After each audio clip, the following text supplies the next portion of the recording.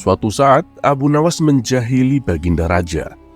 Namun kali ini usilnya bisa dibilang kelewat batas. Sebab Baginda Raja hampir saja kehilangan nyawanya. Akibatnya Baginda Raja menjadi sangat murka dengan ulah Abu Nawas itu. Sebenarnya perbuatan Abu Nawas semata-mata hanya ingin membalas atas perlakuan Baginda Raja kepadanya. Pasalnya bukan sekali dua kali saja. Abu Nawas juga beberapa kali hampir celaka karena perbuatan usil Baginda Raja.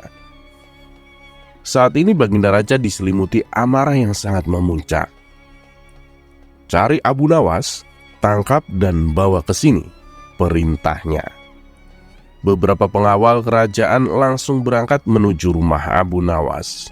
Sesampainya di sana, mereka menangkap Abu Nawas dengan kasar. "Apa-apaan ini? Apa salahku?" tanya Abu Nawas ketakutan. "Kami diperintah Baginda Raja untuk menangkapmu. Kalau kamu menolak, kami tetap akan membawamu dengan cara paksa," jawab para pengawal. Abu Nawas pun hanya bisa pasrah. Ia kemudian digiring ke istana dan dihadapkan kepada Baginda Raja.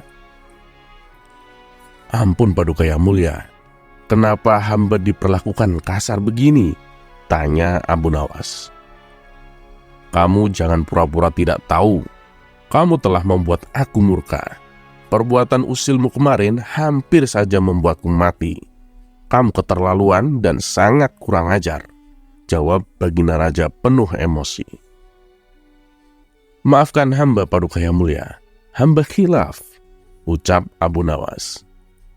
"Saat ini sudah tidak ada maaf bagimu Abu Nawas. Kamu harus dihukum mati," bentak Baginda Raja. "Ampun Paduka, lalu dengan cara apa hamba dihukum mati? Dipancung atau digantung?" tanya Abu Nawas. Bukan dengan cara seperti itu, karena hukuman seperti itu hanya menjadi bahan lelucon bagimu," balas Baginda Raja bertambah emosi. Abu Nawas menangkap keseriusan pada diri Baginda Raja. "Sepertinya Paduka tidak main-main. Ia terlihat sangat marah padaku," pikir Abu Nawas. Bahkan para menteri dan prajurit menundukkan kepala. Tidak ada yang berani menatap Baginda Raja. "Hei pengawal, masukkan Abu Nawas ke kandang singa," teriak Baginda Raja memecah keheningan. Para menteri dan segenap prajurit terkejut mendengar perintah tersebut. Karena walau bagaimanapun, Abu Nawas adalah sosok yang baik. Sering berjasa mengungkap kasus-kasus di dalam istana yang sulit terpecahkan. Mereka tidak sampai hati melihat Abu Nawas tewas mengenaskan diterkam singa buas. Tapi karena ini adalah titah Baginda Raja, tak ada seorang pun yang berani menentangnya. Lalu seorang penasehat istana berkata, "Ampun Paduka Yang Mulia, apakah tidak berlebihan hukuman yang diberikan? Bukankah lebih baik bila Abu Nawas dihukum penjara saja?" ujar penasehat istana mencoba membela Abu Nawas. "Kalau kamu tidak suka dengan keputusanku, kamu boleh ikut dengan Abu Nawas," hardik Baginda Raja. Sang penasehat istana hanya terdiam. Ia tidak berani membantahnya. Sementara Abu Nawas tertunduk lesu mendengar keputusan tersebut. Tubuhnya langsung lemas dan gemetaran. Namun ketika hendak dimasukkan ke kandang singa, Abu Nawas berkata, "Ampun Paduka Yang Mulia, hamba ikhlas menerima hukuman ini, dan hamba sudah pasrah. Tapi berilah waktu hamba 3 bulan. Hamba ingin agar di akhir kematian disibukkan oleh amal ibadah." Sejenak Baginda Raja terdiam. Tidak beberapa lama kemudian Baginda Raja berkata, "Baik, aku kabulkan permintaanmu. Tapi selama itu pula kamu harus hidup dalam penjara, dan kamu dilarang menemui keluargamu." Abu Nawas pun menyetujui syarat tersebut. "Kalau diperkenankan Paduka, bolehkah saya minta satu permintaan lagi?" tutur Abu Nawas. "Apa permintaanmu?" tanya Baginda Raja. "Supaya kehidupan hamba di dalam penjara tidak membosankan, izinkanlah hamba memberi makan singa yang ada di kandang," jawab Abu Nawas. Tidak masalah, nanti ruang penjaramu bersebelahan dengan kandang singa, ujar Baginda Raja. Maka dimasukkanlah Abu Nawas ke penjara. Pada bulan pertama, Abu Nawas melalui waktu dengan beribadah. Sedangkan tiap pagi dan sore diisi memberi makan singa. Pada bulan kedua dan ketiga, Abu Nawas makin tekun beribadah. Ia juga lebih rajin memberi makan singa.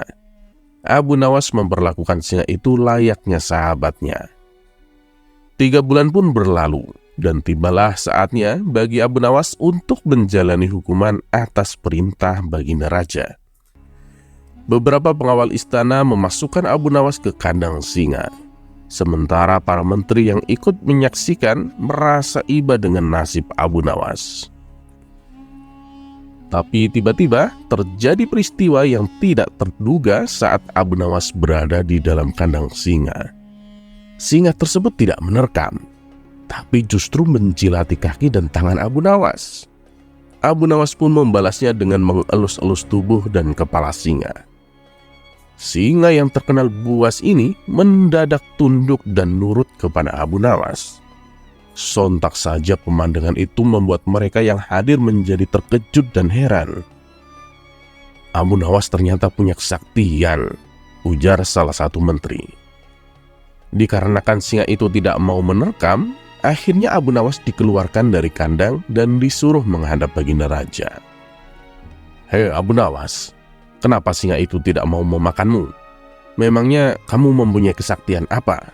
tanya Baginda Raja heran. "Hamba sama sekali tidak mempunyai kesaktian, Paduka," jawab Abu Nawas. "Lantas kenapa singa itu tidak mau memakanmu?" tanya Baginda Raja lagi. "Begini Paduka yang mulia, selama 3 bulan ini hamba rutin memberi singa itu makan dan minum. Dan hamba juga memperlakukan dia dengan baik. Oleh sebab itulah hamba tidak dimangsanya, sebab dia pikir hamba adalah orang yang berjasa baginya. Padahal hanya 3 bulan hamba memperlakukan dia dengan baik. Dia memang seekor singa yang buas, tapi dia tahu balas budi. Buktinya dia tidak memangsa hamba. Sedangkan Paduka sendiri bertahun-tahun hamba mengabdi kepada Paduka dan berjasa bagi istana ini. Tapi hanya karena satu kesalahan, Paduka begitu tega menjatuhkan hukuman mati kepada hamba," tutur Abu Nawas menjelaskan. Mendengar hal itu, Baginda Raja pun menyadari akan kesalahannya. "Maafkan aku Abu Nawas, aku telah berbuat khilaf. Baiklah, sekarang kamu boleh pulang. Dan ini ada hadiah uang untukmu dan keluargamu. Terimalah sebagai rasa terima kasihku karena telah menyadarkanku," ujar Baginda Raja. Abu Nawas pun akhirnya pulang dengan membawa hadiah emas yang diberikan oleh Baginda Raja.